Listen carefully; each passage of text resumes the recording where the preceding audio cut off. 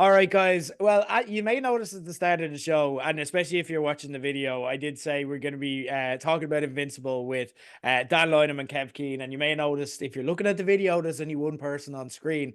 I'm going to take the blame for this, okay? Because Kev Keane, one of my favorite contributors we have here on page 180, regular, excellent, always reliable. It is Paddy's weekend as we're recording this, and that's awkward and presents challenges because everyone has plans, including myself. So I asked the guys to jump on really early this morning. And Kev, I think, has probably slept it out as we record. So we're gonna jump on anyway. Kev will be jumping in as we go on. He's a huge Invincible fan, and I know he's really looking forward to having the chats with us. So yeah, we're gonna fly solo. But again, that's never been a problem for us because, ladies and gentlemen, joining us to discuss this week's episode of Invincible as we get started on our weekly recaps until the end of season 2. It is the one, the only Dan. Dan Lynham, very welcome back to page 180. Dan, Invincible. Obviously, we checked in on this towards the end of last year, at the end of the first 4 episodes of season 2. Since then, I believe you've gone and done an entire reread of the series, so it's all fresh in your memory here. And I suppose, and you're primed for the return of Invincible, I imagine. Very much so. I love Invincible. I've read it several times. Before we started this, we were just talking about some of our more glory days, like back on the road with Irish Whip Wrestling and the like, and then a few other wrestling stories.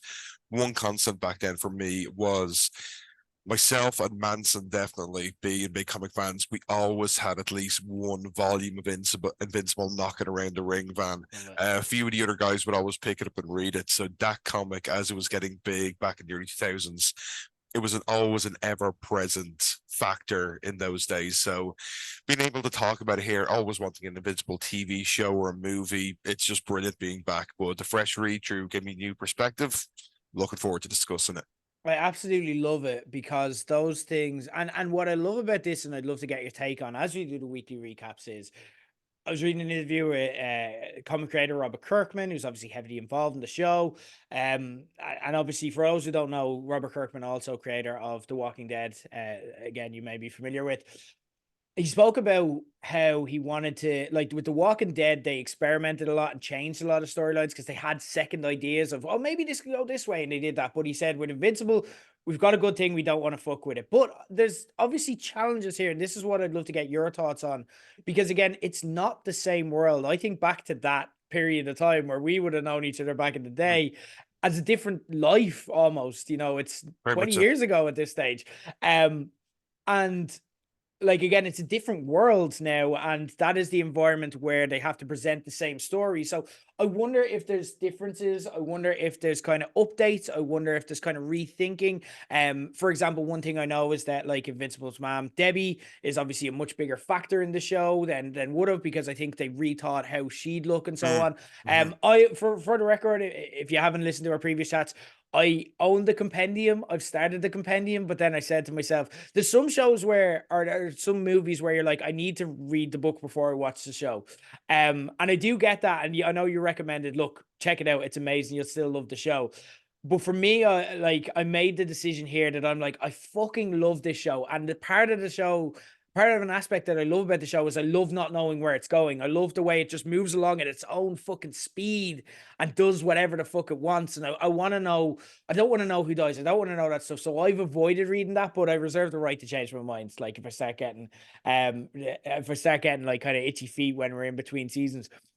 Guys, we are going into the spoiler verse for this episode. So you are no longer in a spoiler-free zone. We are going to be talking about everything Invincible based up to this point. We're not going to be talking, obviously, we spoke about Dan having recently done a reread of the comics. We're not going to be giving you comic book spoilers here, okay?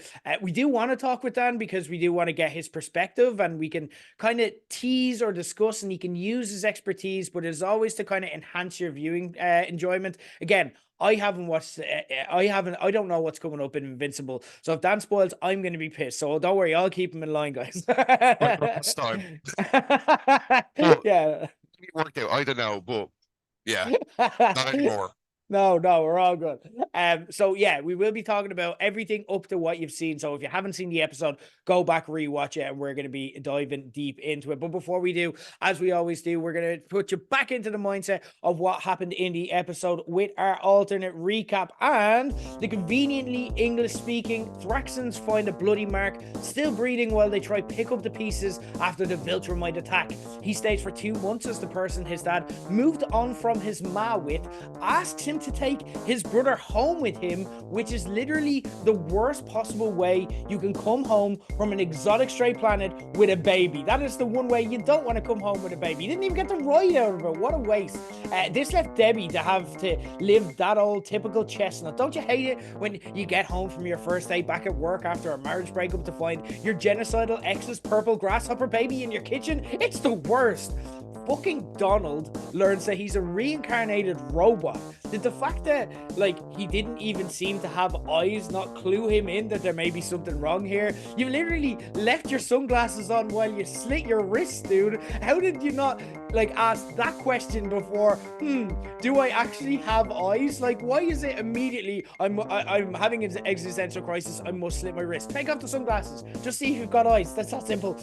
Cecil reveals to the Guardians of the Globe that an alien ship is en route thanks to Shapesmith, wanting a holiday, basically, as Shapesmith confesses to the surprise of nobody that he is in fact a Martian responsible for the impending Sequid invasion. Adam Eve shows that even when you have the power to manipulate matter, your dickhead ex whispering some nice things into your ear can get you right back into old ways as seconds, as Rex convinces her to join in the fight against the Sequids. Half the team, including Mark and Eve, go off to fight the Sequids, while the Lizard King picks his moment to invade, while Rex is left in charge of the B team. Earth fucked. Meanwhile, in space, the hero ship is instantly blown up as they're forced to use Eve's power to sneak aboard the Martian ship, but are almost instantly overwhelmed by Sequids. Space fucked. Duplicate is annihilated. Ray is literally eaten alive. Rex is left with a gun to his head from the Lizard King, while the A-Team seem ready to be consumed by the Sequids. All hope seems lost until, in a post-credit scene, Alan wakes up. He's Jack now and greeted by Thaddeus, who revealed himself by merely taking off his beard in one fell stroke. I feel that people should have asked more questions there too. He revealed himself to be a rebel Viltrumite, told him he needed to cut Alan's life support to make him a threat to the Viltrumites, and to go find Invincible, who's their best hope in the wars to come. And just like that, ladies and gentlemen, we are fucking back. That's Invincible Season 2, Episode 5. This must come as a shock. Dan, talk me through it. Your thoughts on Episode 5. Great starter. Knowing that they're sticking with the comics, it was really exciting to know where they were going. And the one thing, especially with that post-credit scene, you were really, really bummed last season when Alan died. So, and you were like, oh no, what's going to happen here? And I just wanted to tell you, this is something that is kind of interesting with Alan. It's that, like, every time he experiences this thing, he does get stronger. Not as much a spoiler, it's just something that becomes a constant. It's kind of central to his character. I think everyone's kind of figured it out by now. Really, really good episode. There was a few changes to the comics, which I thought was very interesting, very minor, but it was an interesting one because they have given some of the characters slightly different beats, which I definitely found interesting. A very second part of the show, very faithful to the comics and really, really interesting. But definitely a big solid jump back in. My brain kind of knows where they're going to finish this season and where they're going to go, and it's just some of the more exciting parts of the story for me. So I'm really, really looking forward to it. It was a really good start, and the way they portrayed some stuff from the comics into the visual medium worked a treat. The sequence went from that stupid little brain thing that we've seen parodied in a million sci-fi movies into the genuine threat that they are, on a more kind of horror level than sci-fi, which was brilliant. So great starter episodes. Well, for our new season, for a mid-season, but great episode nonetheless.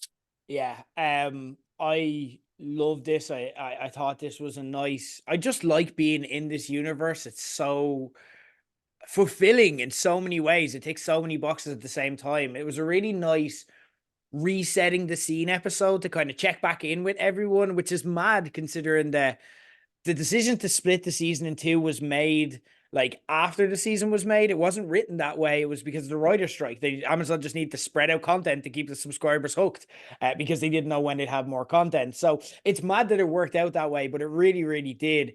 I love what I think I like the most about this, as mad as it sounds, is because it's something that you put far down the list. But I love the humor and the charm of this, because at its peak, it kind of remains one of the best TV shows on today. Like you had Shape Smith kind of confessing he was a Martian, and he's like, "Are you ready for this? Ever? We know you're a Martian. That's it. We know." And the fact that Black Samson didn't know as well, like it's like you all knew. I'm like, why did they not talk to him? It was just great crack. And again, it's kind of the benefit to having um Seth Rogen is one of the main kind of instigators in this. He plays Alan, but he's also one of the executive producers of this, and like all of his projects have that kind of charm and humor and everyday feel that makes it kind of that makes it interesting. And I joked in kind of the alt recap about the Traxton speaking English, and everyone in this can speak English. And look, it's a plot device, and that's fine, but like you don't care because it just feels every day anyway in its tone, and that's something that I like. You have kind of grade A comic stars like Jason Mantzoukas and Ben Schwartz, and that really keeps it likable. Like I love the line where Rex is like, and I want to talk more about Rex, but like where he's like, "To fuck up is human. Everybody does it. Shakespeare said that." Brilliant. But Ben Schwartz, even as Shape Smith, like he can do so much more comedically than Shape Smith does, but he maximizes how funny Shape Smith is, if that makes sense. There is a lot going on though, and look, I'm not against that, because you then throw back to something like, again, I always kind of wondered what's going to happen with the Sequids, because they really built that up as if this happens everyone's fucked. And then you kind of forgot about it, and then they brought it back up, and I'm like, okay, that's the way this show is. It will just plant seeds, and then they'll just get back to it when you least expect it and use it as kind of a twist. So I like that, that there's so much going on. And as well, like kind of as we discussed in the last kind of recap about this, that means that it's going to last a long time. Yeah, Like Kirkman is talking 7, 8 series, and you talked like kind of they could do much more even. yeah, But there are, for me, the only critique I'd have of this, and it doesn't kind of override my enjoyment of the show, is there are full subplots in this that feel like they're stalling or just not really worth giving a shit about. Now, maybe they will be in the long run, but just like Adam Eve, I suppose, in the first half of the season, I know she got back to it this like in this season, but or in this episode, or Donald's entire fucking storyline. Who cares? We never cared about Donald when we thought he was a human. Why would we care when he's not? And like, it's not that I don't like those type of stories. Like, for example, we've got X-Men 97 coming out this Wednesday. So I'm rewatching all of the X-Men animated same. series Yep. for the first time since I was a kid, and I fucking love it. And you know what? Like, I'm all about, like, because it's a very baggy series. There's so many episodes, because it was mass produced, like it was made for like every daily for kids to watch every day after school. Um I think there was three studios involved, so you could see different animation shifts, and the story seems disenfranchised. So yeah, you're right. It was really like thrown at us in the 90s. Yeah, yeah. But you don't actually mind, like this morning, you don't mind them kind of faffing about for an episode that isn't connected to the main plot. Like this morning, I was watching the episode where they're kind of underwater with Omega Red. And again, Hmm. like it's a total The nuclear self-contained sub, yeah. episode. Yeah, exactly. It's total self-contained. And it's just like, extra content. But when we only get 4 episodes at a time here, I'm sitting through the scenes like, move along, guys. We don't have much time here. I don't want to not care about things. But then as I'm thinking about all of this, they just turn it up to 11 in that way. Only Invincible and the boys can. And fuck me. Incredible action, absolutely vicious deaths of big characters, savage twists, all kind of following its own unique rhythm and pace. The Invincible we all know and love is fucking back, lads. And I'm so happy. Dan, I want to kind of dig into something you said there. You spoke about how there's key differences with some character beats here. Yeah. I'd love to know that, because obviously it's a difference, so it's not a spoiler talking about it. But what differences did you notice in this episode? Well, it's really interesting seeing as how you brought up the Donald thing, because in the comic books, this subplot they're doing with Donald isn't really there. He is Mm. well aware he's a robot. And as the story goes on in the comics, which he won't be doing in the TV show, a lot of the rehabilitated reanimen, Donald is a kind of PTSD mentor for them. He Uh-huh. talks about his experience and he helps them kind of through it. And I know it seems like they could still do that, like Donald will come to accept that, but it didn't play out the same way. So I don't think that's the way they're going. Mm, At the same time, as small as it is, there's a different subplot with Shapesmith, which you're definitely not going to explore, where you find that he was part of a faction on Mars that wanted the Sequids to have their own independence. He wanted to stop using them as slaves, right, yeah. and they were involved in how the sequence actually ended up infecting the astronaut, which caused all this trouble. So the guys he meets up with on the ship when they board it, they're all very responsible for what happened. So the thing with Donald just didn't kind of land with me. I was like, it's strange that they're going with this, seeing as how his character is a little bit stronger in the Mm, comics. When they have this other option, which is, the kind of idea of doing something morally good but having it backfire on you wasn't really approached. So this inversion of these two stories was kind of weird. And for me, it's not really a negative on the show. It was still an absolutely brilliant episode. It just didn't really land. I don't see why they went for this thing that you've already mentioned you weren't really that interested in. Whereas even though the sequence thing is very small, it might have read better on the screen. So strange way to yeah. go. Donald, and I was going to kind of ask that question. I was going to be like, don't tell me, but is there anything to look forward to with Donald? And it's interesting that you don't know, like, and they've kind of, that's been a shift they've made. Um, and I think it's part of it. Like I joked in the alt recap about like we never even see his eyes. Like he's just always wearing sunglasses. But that is to signify how generic of a background kind of man in black he is. Do you know what I mean? Like he's Yeah. he's that guy. And again, like his character is so insignificant. We just he doesn't have eyes. Like again, they just can't be asked drawing eyes for him.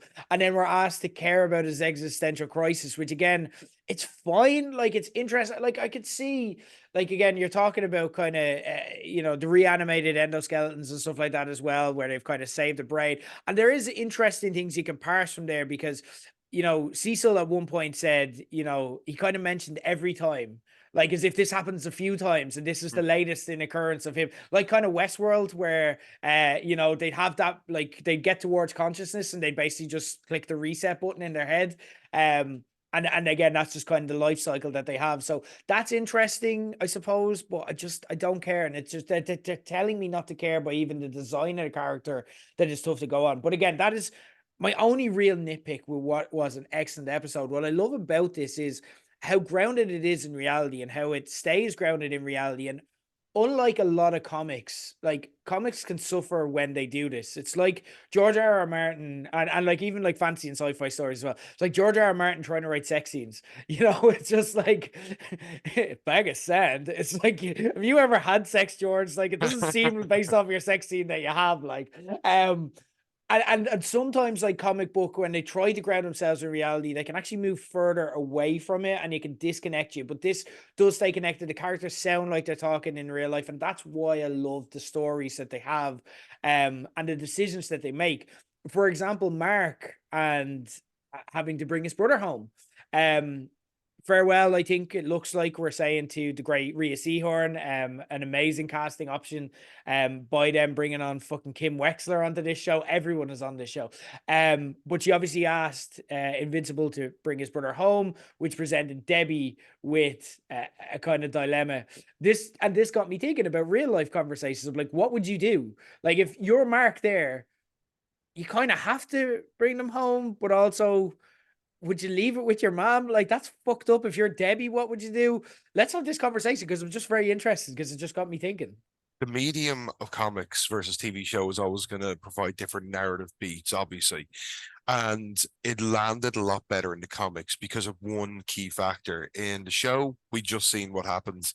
We go into the next episode. We don't need to recap that detailed. Mm, In the comics, between where the Traxon genocide happens, and I keep going to say the baby's name. I'm just going to refer to it as the okay. baby because I'm Yeah. going to be really good on spoilers. Okay.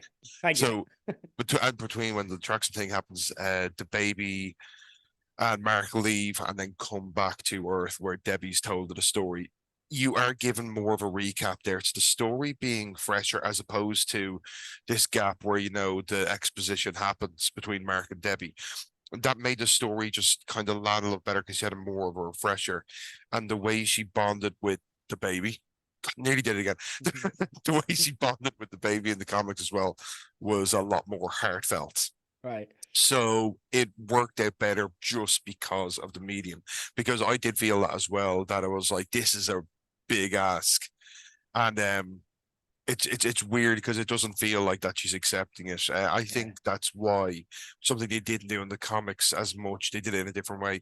Cecil seems interested in taking the baby, Mm, whereas in the comics it wasn't really a thing. They just mm, gave Mark a bit of assistance, and that was it. It was never brought up again. yeah. So I think the whole thing with Cecil is a way of maybe making Debbie more protective, Mm, so their bond can form. yeah. So that's what I'm thinking. Okay. Yeah, I see it's kind of like Werner Herzog in The Mandalorian, the baby. Let me hold maybe. the Yeah. baby. What we'll do is, right, we'll call it the Baby for now, and then we'll kind of figure it out as the name gets revealed. I may have just guessed it one, but I don't know. You're Don't tell me if I shockingly close. You didn't get it, but that is impressive. um so yeah, like it was interesting. I thought this really landed because it got to that part of my brain that's going, what would I do and what should Hmm. Debbie do? Like, because I was like, you gotta give it to Cecil, because, and I think they had to add that, and maybe that's a if they didn't address that in the comics, I think that's a 2024 sensibility that they needed to Yeah, address, such as like fleshing out Debbie a lot more than they did there. And I think, like, again, it's Debbie's choice. It's Debbie's kind yeah, of burden to bear, because Mark's loyalties, it's still his brother. He still has the connection. That baby is nothing to that's Jon Snow to Cat Stark, you know. yeah, The baby just is nothing. Like, I loved some of the scripting used for this. Like, you had Mark kind of thinking, he's my brother, I can't abandon him. And then Debbie just with the little dig. I fucking love Debbie as a character. Like, I love how, like, the little things she does with her and the little choices, she just seems so real and relatable in a way I'm just not used to from a story of this kind of genre. Like, she gets the bottle of wine from work, and mm, there's that suggestion that the guy that drops her home may be a bit interested in her, and that's a potential love interest, and blah blah blah. But they don't kind of go anywhere with it. They just show us his face and go from there. And she gets in, and obviously all we've seen her do since kind of what Nolan did is drink wine. And who can blame her? But then she kind of thinks about if she's going to pour a glass, and she's like, no, I'm not gonna. And then the next scene, when after she meets the baby, she's drinking wine because she's like, I need a fucking glass, you know what I mean? So she's trying to get better and so on. But I love the line that she shot back with, because again, she's spiteful, she's angry, and at all stages you remember this. When he says, I can't just abandon him, she goes, oh, you must get that from my side of the family. I'm like, mm, yeah, that's how you'd be. You'd be like, you're trying to be nice, you're trying to be supportive, but you're still so fucking angry and bitter. And her characters are such depth. I think for me, I'd give it to Cecil. I'm like, maybe Mark doesn't want to do that because, again, he knows what Cecil's going to do, kind of raise it as, the next kind of world beating kind of, savior hero. And what life will that entail? But from Debbie's standpoint, I'm like, I've got no love for this baby. It's purple. It's not even the same species as me. So, like, how can I, yeah. so I don't know. It's really interesting though. Um, I want to talk about Rex. I Mm, want to show some love for Rex, because Rex was phenomenal in this episode. I fucking love him. He may now be my favorite character in this show, and I am all in on the redemption arc. And I wasn't surprised then when they kind of gave him, again, like, it's a Walking Dead trope. It's even in wrestling, like in a Royal Rumble or in like an elimination match, when someone kind of fires up and starts to kind of have a big shine, they're getting eliminated soon. yeah, So I wasn't surprised when he ended it with a gun to his head, because, again, they gave him a lot to work with. But I love the redemption arc. I hope that we have a lot like we have a lot longer with him. I obviously don't think he's gonna die. If he'd have died, they would have just if he was gonna die, they would have just killed him here. Don't tell me, but like, let's talk about Rex and his redemption arc. I loved his speech to Adam Eve. I loved him being like nice and genuine, getting the gang together, coordinating the flight to space. But I love how they don't sell him out either and just have him be like a nice guy now. He's still an arsehole. He's still arrogant. He's still a prick. He gives Adam Eve this like genuinely nice kind of motivational speech, and then she's like, "What do you want?" And he's like, "Well, actually, I do want something." Or then he coordinates and motivates everyone to go to space, and he's like, "Yeah, let's wait till those losers get back, as if anything else is going to happen." He's still hilarious, and Jason Mantzoukas is playing the shit out of him. I know, because he's like very much like us. He's a massive nerd. He's into these type of stories. He is Mm. loving this. He is loving his life being cast as Rex, and he's nailing it. But what are your thoughts on Rex as a whole and everything we kind of saw and the bit of redemption we got? One thing I'd also say to prefix this is Invincible is very interesting in one way that you don't really see most comics explore, whereas just coming up like fresh read through. When you finish a certain amount, you can actually see that transition of time that happens. It's like, when you watch a TV show and then you go back and you watch a bit of season one and you're like, everyone looks so young. Invincible really did that quite well. Like, obviously, when it was written, there was an idea to not do the typical comic trope of keep everyone the same age since the 1960s, maybe like give them like a half a decade. But with Invincible, when you're like halfway through and you look back, everyone seems so young. So to Yeah. see this evolution in Rex's character, to see him essentially grow up, they've done it really, really well, because Rex is and has been a fan favorite, which is it is crucial to kind of where the story goes. Just having him loved. So the way they have him basically maturing here and in the comic up to this point, there was signs of regret on his part and how childish he was. So they're really kind of squeezing this into this here. And I always loved Rex, but you're like, it's kind of like the way we always talk, like Stan Lee wrote Tony Stark as a self-imposed test, see if he could write an asshole, make everyone love them. And that's exactly what Rex Blode is here. And yeah, I'd like to see this kind of transition with him now. He has turned the page, and the whole scene with the Lizard League was pretty much panel for panel to the comics. But one other thing here, which is very controversial at the time, is they changed one thing that the fans weren't happy with, Okay. which was Shrinking Ray's death. Right. So in the comics, Shrinking Ray is explored as much as they are in the TV show. It's kind of a background character. But the scene where he's eaten, because he's gender swapped in the TV show and comics, that was it. Bang, swallowed, comical strip, done.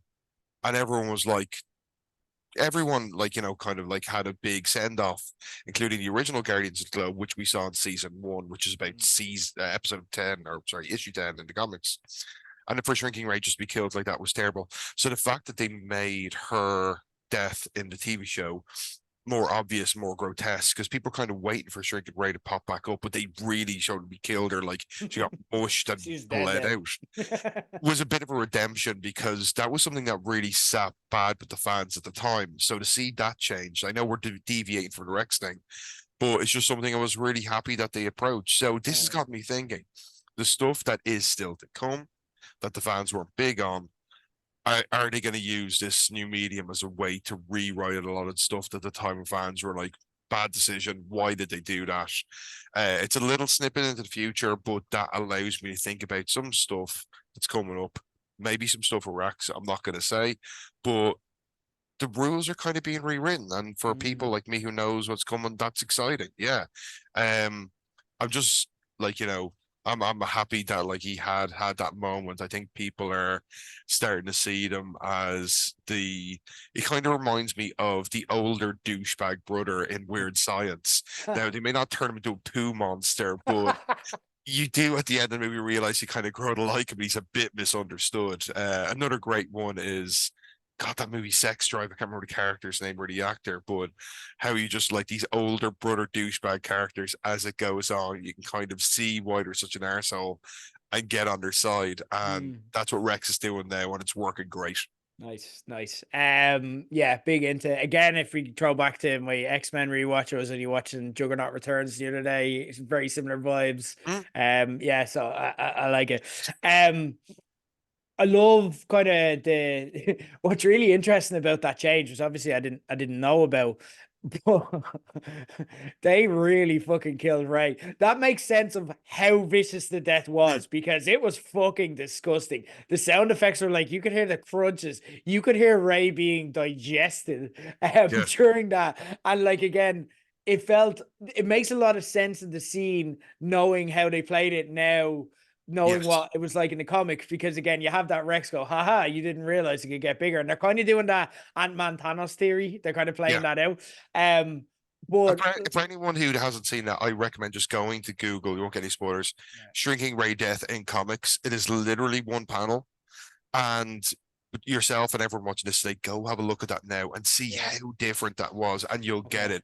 It's quite important, I think. Yeah, Okay, interesting. But like, yeah, again, like she kind of is powering up, but again, you sense, oh, I know what's gonna happen here, and then he just goes, no, do you know what? It's like a particularly tough bit of steak. You just double down and hump. And it's like, mm, oh shit! Especially after like they've been so vicious with Duplicate as well, whose character that like has had quite a lot to do, and that's a significant death.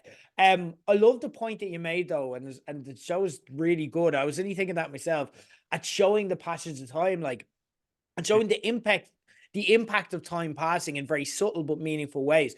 Like at the start of the episodes, we had like Mark spent 2 months is later what we learned on Traxa helping them rebuild.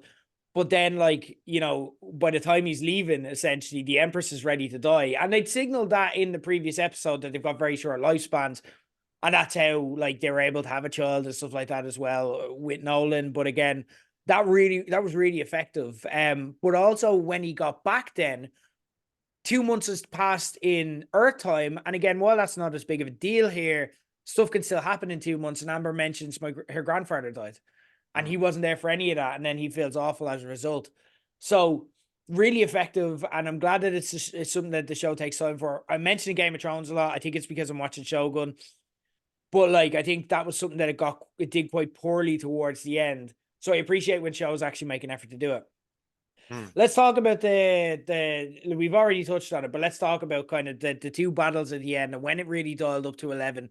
Was this what you were expecting? Did it live up to the hype? And what were your general thoughts on kind of on everything that kind of transpired? Like we'll touch on Alan separately, but as far as this goes, Yeah. So yeah, not really kind of like knowing what was going on at the start of the episode with like a few minor changes. Another thing that I want to mention just is how different Adam Eve's, what would you say, like her composure is mm, in the show versus the comics. She's a lot more strong-willed and she's a bit more outspoken. Strange thing is, I would like almost invert her everyday character with Amber in the TV shows the way they are in the comics. Amber mm, is a bit flakier in the comics. Eve's a lot more headstrong, and it does feel like that the characters have been inverted. So I don't know what they're doing. right, Obviously, they know they have a plan in place, and I'm just interested to see where it's going. But aside from that, it was pretty much panel for panel. Eve is a bit more aggressive in the comics when it comes to the actual sequence fight. She really used her powers in an interesting way to create weapons and swords and change up her armor. But apart from that, they kind of nailed it. I mm, already mentioned how the sequence they went for a more Lovecraftian horror elements, which really, really worked because something like that can come off as hokey sci-fi nonsense. And then the underground bunker silo fight, which obviously we've touched on how gory it was.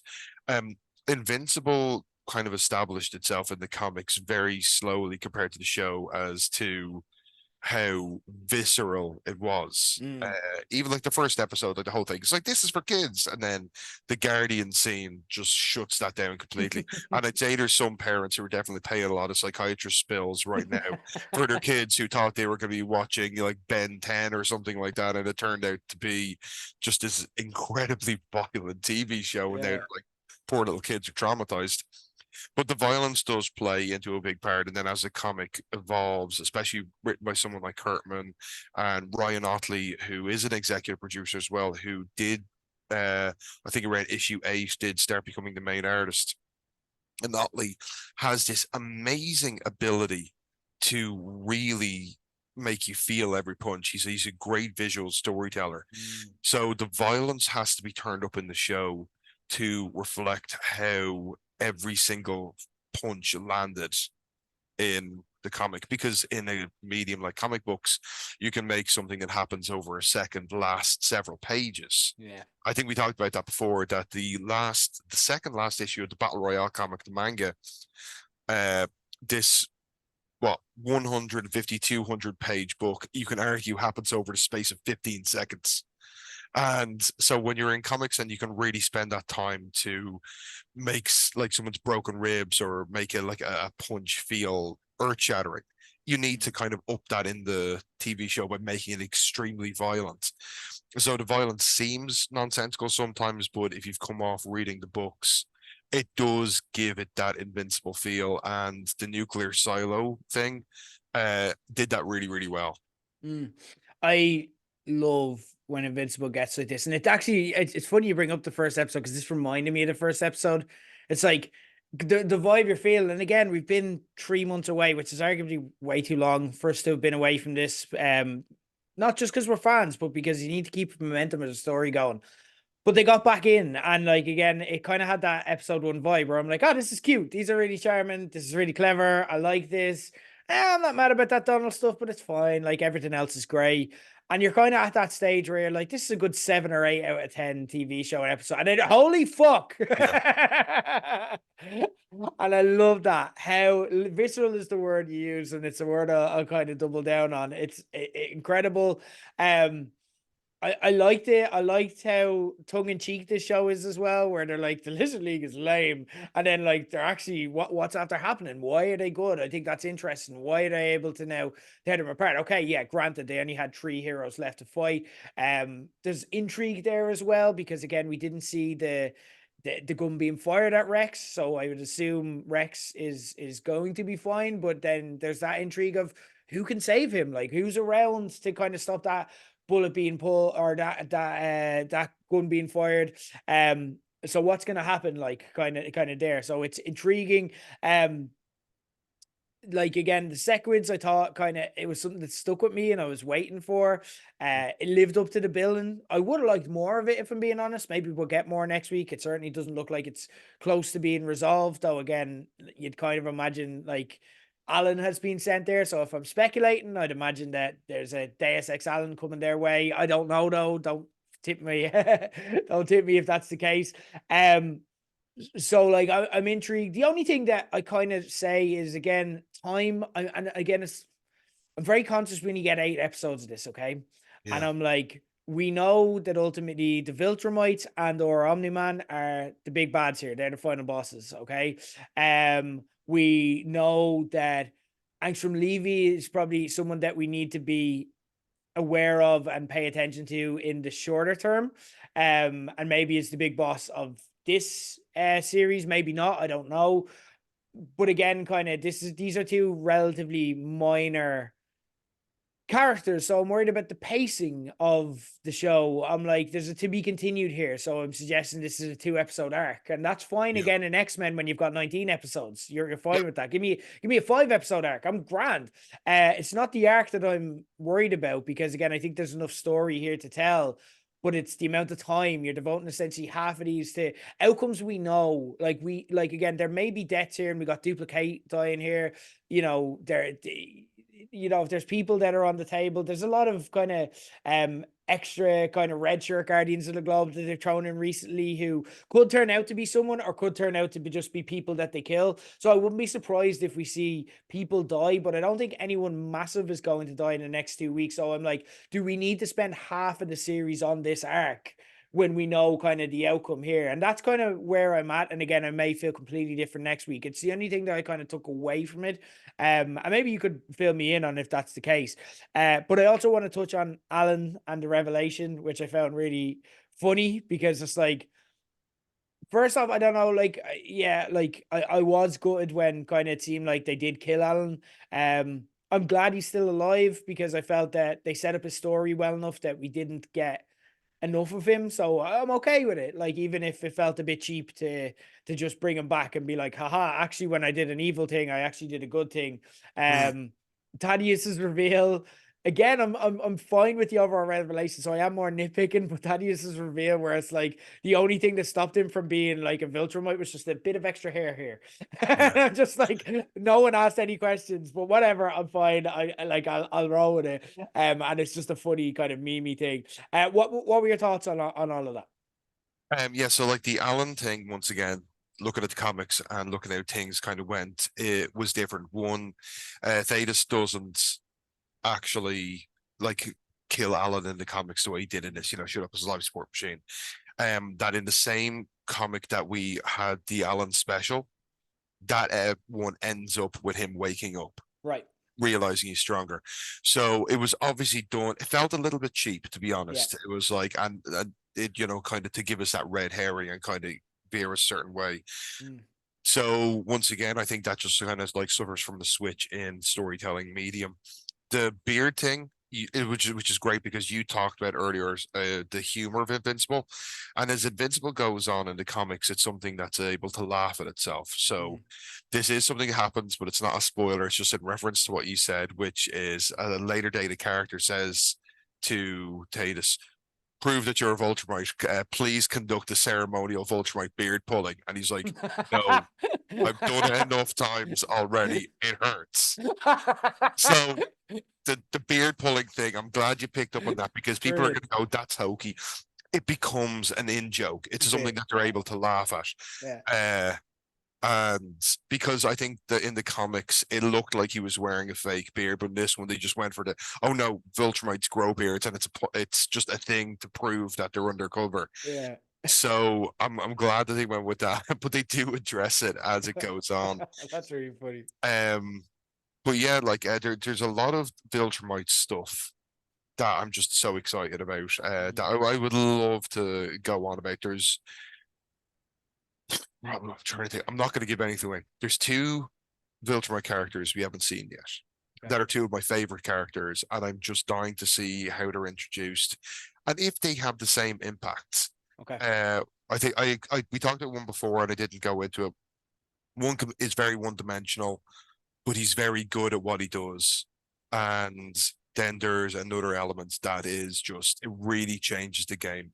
So I'm not giving anything away, but what you think there is so much more. So if you're excited about the show yourself, Jer, or as the fans, and you like where they're going with the Viltrumite stuff, buckle in because there's stuff you Yes. have no idea about, and there are going to be revelations. Okay. Okay. So not necessarily pull up to us all the time because I hate that people say, "Oh, there's a twist coming." That's enough of a spoiler for me Yeah. sometimes. There's going to be stuff that takes you in a different direction that worked really well the first time around, and I can only imagine it's going to work great this time as well. I think you've definitely set me up and got me intrigued, and I'm not giving anything away there. Like, we don't know much about Viltrumites anyway. It was Yeah. jarring to see Viltrumites in the last one because I'm like, I don't know how this works. I don't know what they look like fighting each other and stuff like that as well. So we've got very, very little. They're almost, again, to go back to Game of Thrones, they're almost like the White Walkers. They're more spoken about than seen or Oh yeah. understood or acknowledged.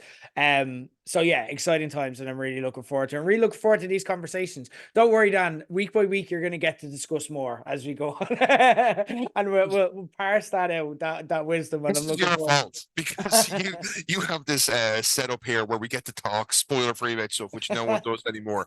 But now that we're doing comics, and I would think Super I'm good at spoilers. exactly. It's like I can spoil certain things, but I have to cut myself off at a certain Yeah, point. yeah. So you've set me up for failure. So, We're all good. We're all good. Excited as always. And next week, I promise that we'll record at a time that is past Kev's alarm. So don't worry. We'll make sure we get Kev back on because I want to check in with his thoughts too. Dan, always a pleasure. Thanks for joining us on page 180 and chat next week about Invincible all over again.